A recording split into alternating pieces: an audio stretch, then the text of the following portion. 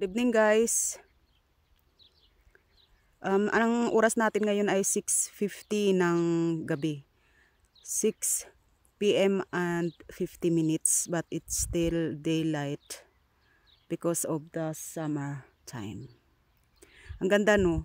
Pero mo mag-aalas 7 na ng gabi pero parang akala mo alas 4 pa lang ng hapon ano. Matirik na sobrang matirik ang araw. So, ganito guys, kaya pinapakita natin ngayon ang field ng trigo. Kasi dito sa mismo sa harap natin, ayan. Ayan ang trigo guys. 'Di ba napakaganda no? Parang akala mo palayan talaga siya. Oh. Pero pag nilapitan mo, kasing ano lang, kasing taas lang talaga din ng palay o halos kasing tangkad ng ng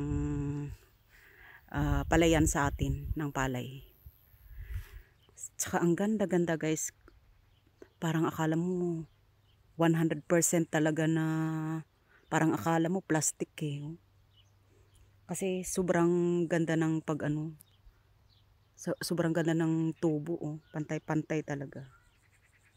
Tsaka maswerte kasi ngayong buwan na ito is walang masyadong napakalakas na hangin ang dumaan dito sa lugar na ito mismo.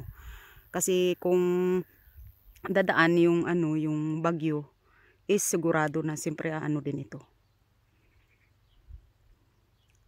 Kumbaga sa amin pa sa Bisaya ay sigurado mahapay itong na ito, trigo na ito kung dadaan ng malakas na hangin.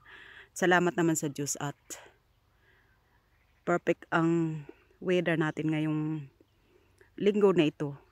Tamang-tama lang siya, may halimbawa ngayong araw na to hanggang 26 degrees Celsius.